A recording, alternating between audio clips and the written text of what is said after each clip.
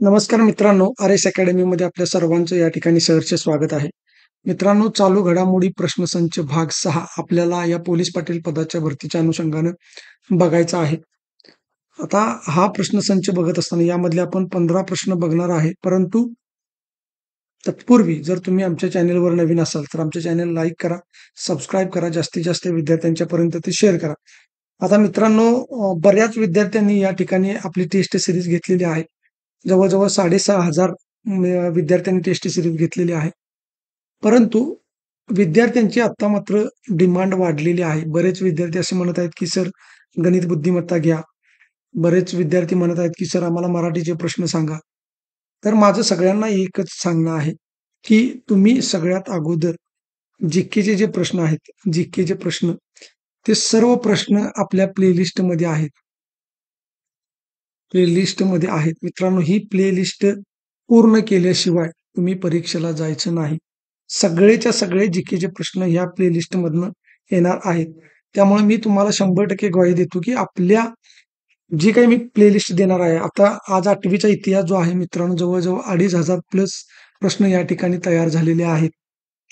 ही PDF मित्रांनो मी तुम्हाला उद्या सकाळी आज संध्याकाळी शेअर करणार होतो. परंतु अ, त्याची जी आन्सर की आहे, ती आन्सर की तयार करायची आहे आणि प्रत्येक ओळीवरती आपण प्रश्न बनवलेला आहे. त्यामुळं येणाऱ्या परीक्षेमध्ये या 8वीच्या पुस्तकातले बरेचसे प्रश्न किमान मी सांगतो तुम्हाला 6 ते 8 प्रश्न या पुस्तकावरचे तुम्हाला बघायला मिळतील. याच्यापेक्षाही जास्त प्रश्न तुम्हाला त्या परीक्षेमध्ये बघायला मिळतील. एवढा महत्त्वाचा इतिहास आहे आणि आपण प्रश्न कशा पद्धतीने काढलेले आहेत ते सुद्धा तुम्ही एकदा बघून घ्या. त्यामुळे माझं तुम्हाला सांगणं आहे, की पहिल्यांदा तुम्ही जी-के करायचं आहे.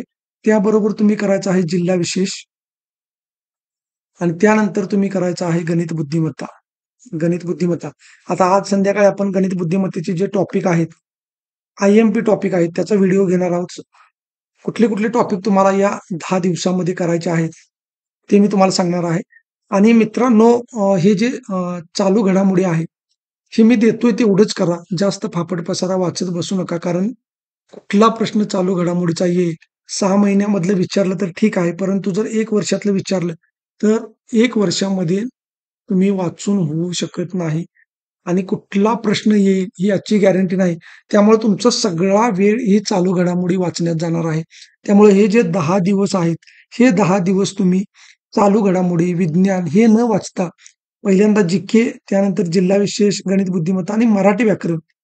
मित्रांनो, मी ज्या टेस्ट दिलेल्या आहेत, त्या टेस्टमधलं मराठी व्याकरण आणि प्लस आपण बाकीच्या ज्या काही 16 व्हिडिओ दिलेले आहेत, या 16 व्हिडिओचं स्पष्टीकरण गणिताचं आहे आणि 11 आपण पी-डी-एफ दिलेले आहेत. एक्स्ट्रा पी-डी-एफ तुम्हाला 11 दिलेले आहेत. म्हणजे ह्या 10 अधिक ह्या 11 जवळ-जवळ 21 पी-डी-एफ दिलेले आहेत. 21 पी-डी-एफ मधले मराठी व्याकरण तुम्ही करून जावा. तुम्हाला चांगल्या पद्धतीनं मार्क या ठिकाणी पडतील. परंतु माझं मित्रांनो तुम्हाला अजून एकदा सांगणं आहे, 10 दिवस तुमच्या हातामध्ये आहेत.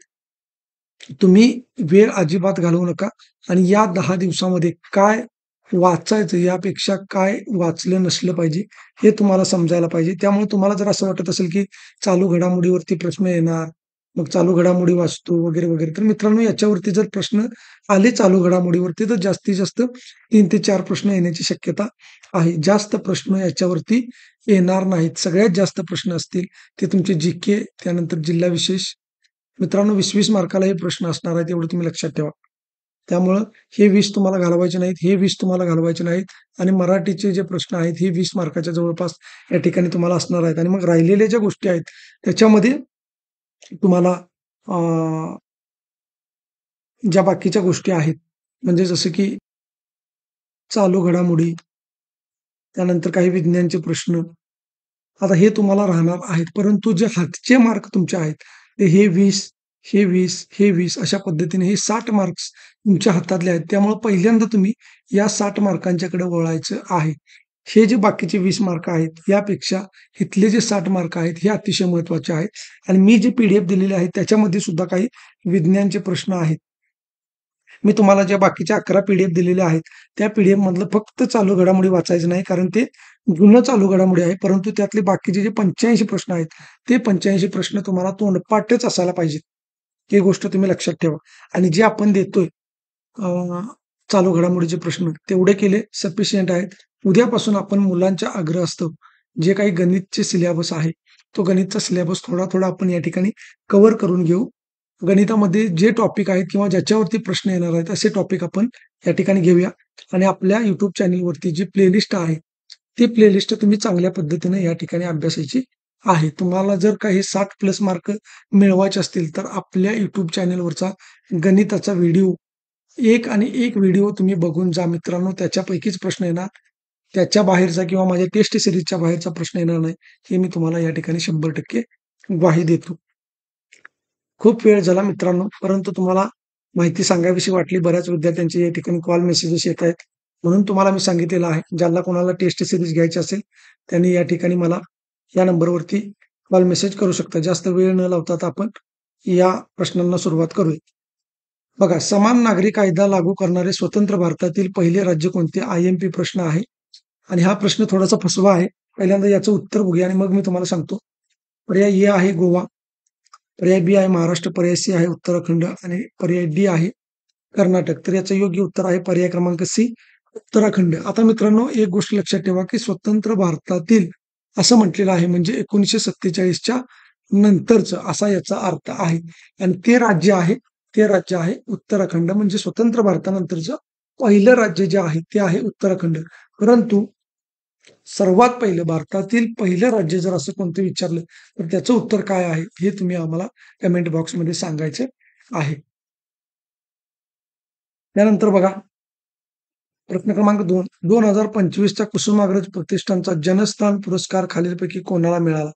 ए आहे राजीव पाटील, बी आहे सतीश आळेकर, सी आहे विवेक चौधरी, डी आहे राम कुलकर्णी. तर याचं योग्य उत्तर आहे पर्याय क्रमांक बी, सतीश आळेकर. त्यानंतर बघा, प्रश्न क्रमांक 3, मराठी भाषा विभागाच्या सचिवपदी खालीलपैकी कोणाची नियुक्ती करण्यात आली आहे? ए आहे किरण कुलकर्णी, सी आहे रवी ठाकूर,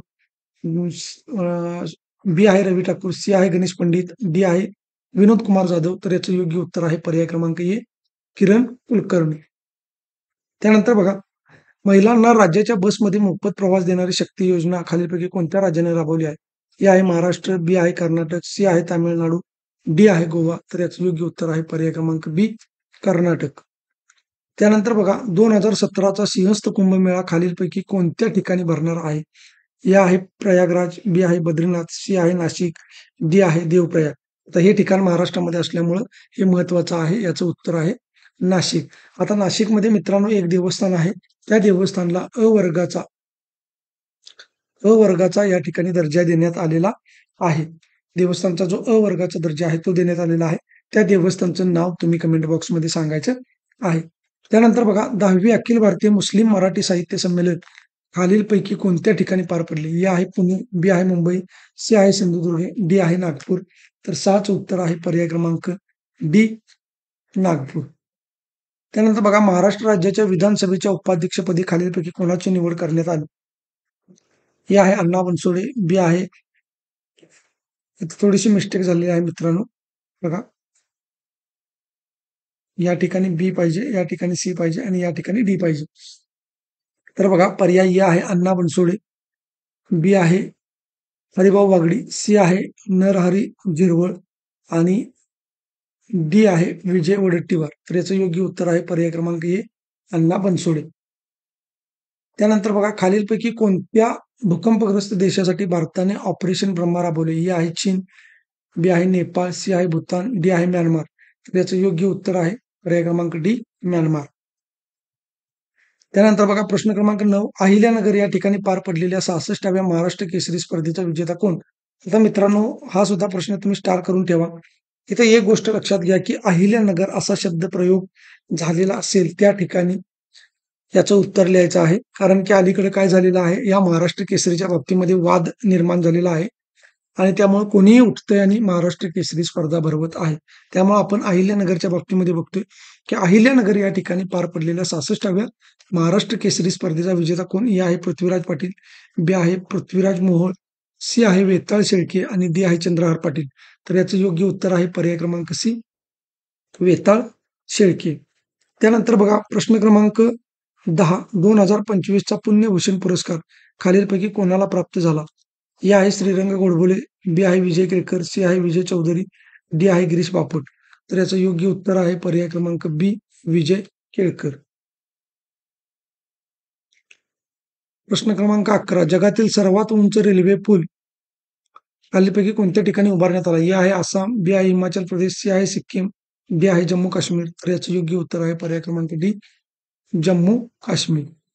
प्रश्न क्रमांक 12. नुकतीच निवृत्ती जाहीर केलेली वंदना कटारिया ही खेळाडू खालीलपैकी कोणत्या खेळाशी संबंधित आहे? ए आहे क्रिकेट, बी आहे हॉकी, सी आहे टेनिस, डी आहे नेमबाजी.